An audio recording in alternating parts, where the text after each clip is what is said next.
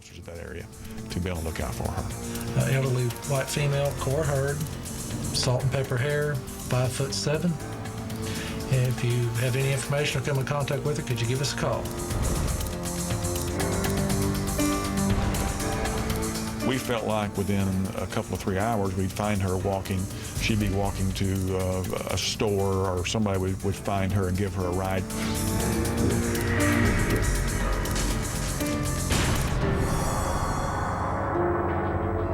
Searchers keep an eye on her home in Bauxite, but Cora Hurd never shows up. Okay, you went out there and checked? Nothing. Okay, thank you. Bye. If Cora Hurd was heading to Bauxite, she got terribly lost along the way. After an intensive 48-hour search, police may have to face a grim reality. You know, we hate to think the worst, but it's hard not to think she may be dead in a ditch somewhere.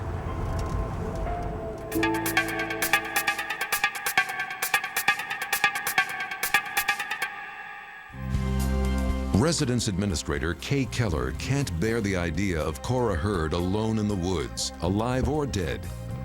In a last-ditch effort, she contacts a psychic.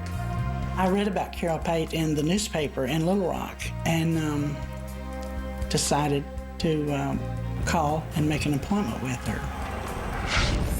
Carol Pate has helped police solve dozens of cases all over the country.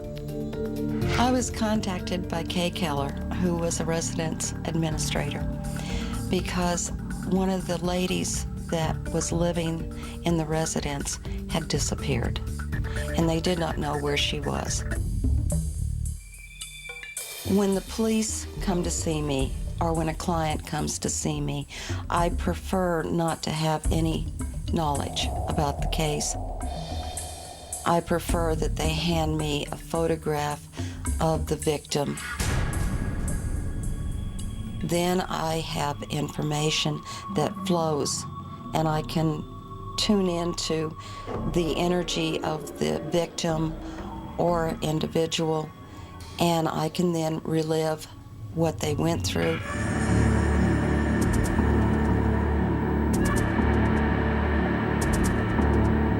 I saw Cora. She was still alive. Can a psychic see something investigators have missed?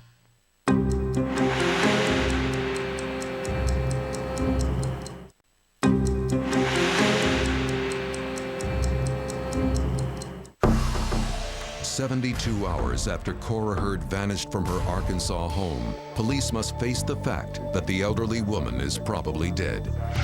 But psychic Carol Pate feels it in her gut. Cora is alive. Carol invites Residence Administrator Kay Keller to her office. When Kay first came to see me, she was very desperate, very afraid for Cora Hurd, that something terrible had happened. Carolyn, thank you for seeing me on such short notice. Sure, absolutely. I told her that she needed to bring me something personal of the woman, a photograph, a shoe, whatever, something personal that I could hold so I could see where this woman was.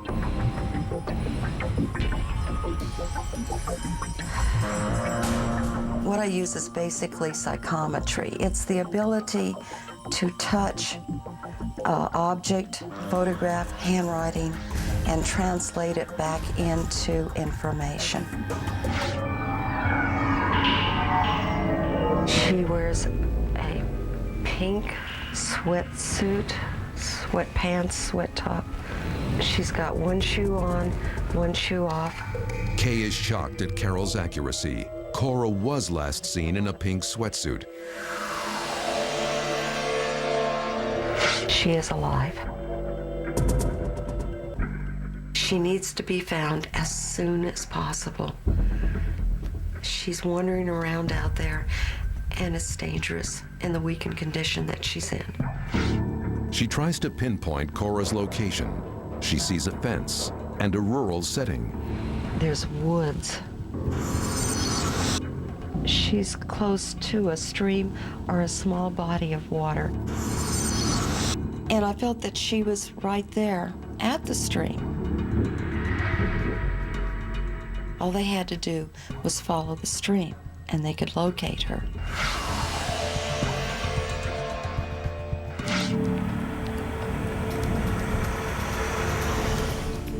The information that Carol gave me sounded like she knew exactly where she was, and she knew what she was talking about. So I was convinced that I was going to go back and find her just immediately. Kay races to the Benton Police Department, desperate to find at least one officer willing to follow the psychic's trail. We've had all these people out here, all these resources out here for this long looking for this Miss Heard, and now you're going to call a psychic in to tell us where she's at. After 2 days of sheer frustration, investigators don't want to head off on a wild goose chase, but they've got nowhere else to turn. Captain Gaither reluctantly gives the psychic's clues a chance. We're going to come back and check the woods on the south. We were grasping at straws ourselves. We had looked that long, no information on her, no indication where she'd gone, how she'd got there. So when we got the information of bodies of water, we started looking at the bodies of water a little closer. New information has told us that she might be around a body of water. We're going to split up into 2 teams. We're going to have the officers check the shoreline on both sides. Okay, head out. A team of police and volunteers descends on Lake Pauline, the most prominent body of water in the area.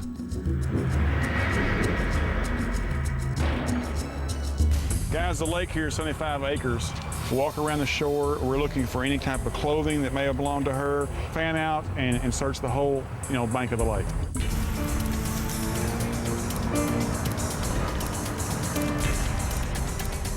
Again, no sign of the missing woman on land. Desperate, police have to ponder whether Cora Heard drowned. Police divers go underwater.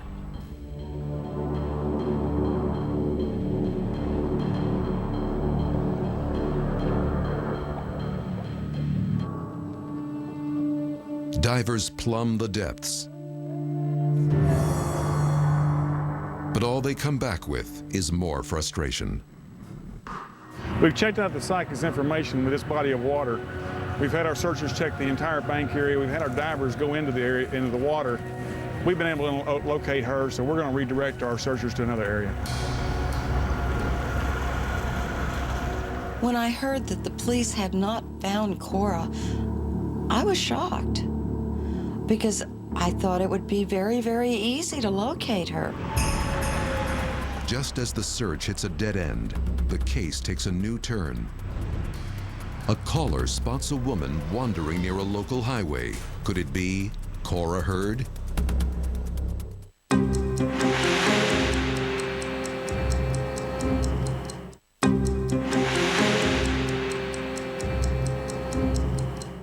More than 2 days after Cora Heard vanished, time is running out for the elderly woman. Psychic Carol Pate is sure she's in the woods, near water. I knew she was there. There was not a question in my mind. She was there. I felt her. But a surprise tip leads investigators in a completely different direction. A caller saw a woman wandering around an underpass on the interstate near Benton. Have police finally found Cora Heard? Lincoln 12, Lincoln 30, can you take your crew and check around that area, please?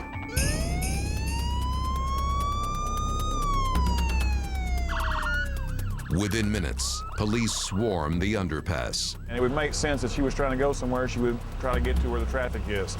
So I've got our officers out here searching along the interstate to see if we can locate her. We'll be looking for anything that she might have left behind. Checking all along the service roads in case she is still walking and not got a ride yet. But whoever she was, the roadside phantom has disappeared. We can't find any indication that she's been here. She might have gotten to a vehicle and left the scene, we don't know. But as far as we know right now, this information hadn't panned out. After 3 days, it looks like Cora Heard's disappearance is destined to go unsolved. When you feel like you've searched an area enough times with enough people and enough resources that she can't be in that area, the ground search has to be called off.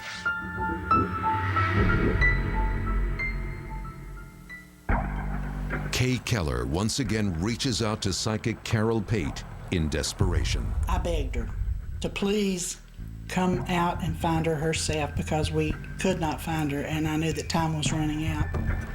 Carol is desperate too. She decides to do something she's rarely ever done in her years of working with investigators. I decided that I was going to have to go and locate Cora Hurd myself.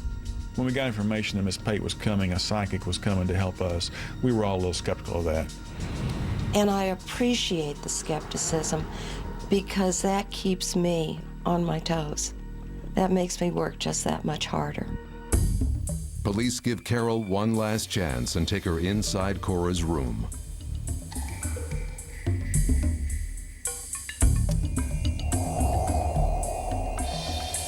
I can see it. Scared. Confused. When I sat down on Cora Hurd's bed, I began to see in my mind's eye what she was seeing, what was around her. I saw trees. I saw bushes. I saw a stream. I saw some fences. I saw Cora. She was still in the woods, and that she wasn't too far away from the residence. I can see it. I see where she is now. She's alive, and I can take you right to her. Captain Gaither's skepticism turns to concern. I couldn't believe that she'd said that. I was amazed. I was thinking, why, how can she say that and give these people false hope? Can a psychic really lead police to Cora Hurd?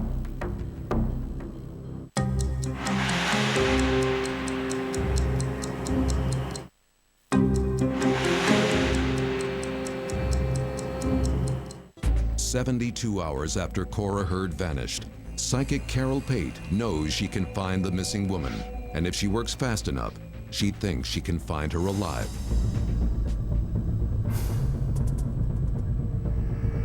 Pate leads the rescue team into a wooded area just a few hundred yards from Hurd's residence. I felt her movement going off to the right of the building. When I follow the energy path, I feel floaty. It's not uncomfortable. I feel as light as a feather.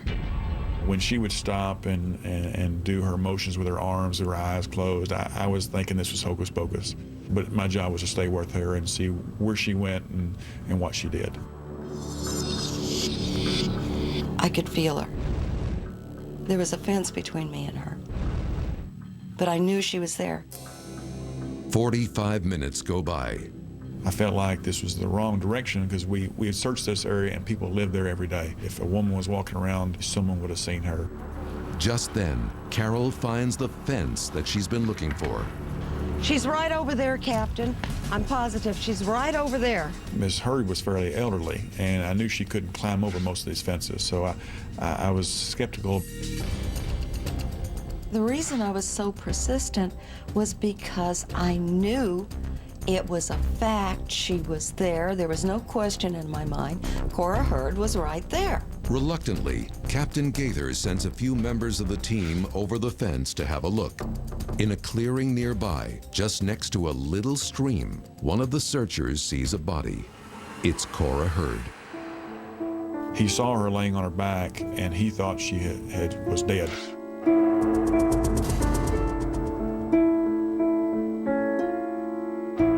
But miraculously, Cora Hurd is still clinging to life. Against all odds, Carol Pate's psychic compass pinpointed the missing woman amidst hundreds of acres of woods. The 3-day ordeal is finally over. Cora had some cuts and scrapes on her from being out in that wooded area and being out for 2.5 days walking around. She wasn't dehydrated. She wasn't in bad health. After spending a day in the hospital for observation, Cora returns home. When Cora came home, we had a big party for her, and it was a very joyous occasion when we got her back. The one skeptical detective is shocked at the accuracy of the psychic's vision. When Cora was found, she was missing one shoe, and she had a pink jumpsuit on. Cora was found with running water, running underneath her knees. This made me think back when Carol had said something about her being found around water. But for the power of a psychic's vision, Cora Hurd would have gone to her grave, lost in the woods. And there's no doubt that we found her based on the fact that she was leading us in the direction that Cora was found. I can't avoid my psychic abilities. They're on 24/7. If I can use them to rescue another human being, then it makes it all worthwhile. If my daughter was found missing and we had no clues, I would call the police department first and then Carol Pate second.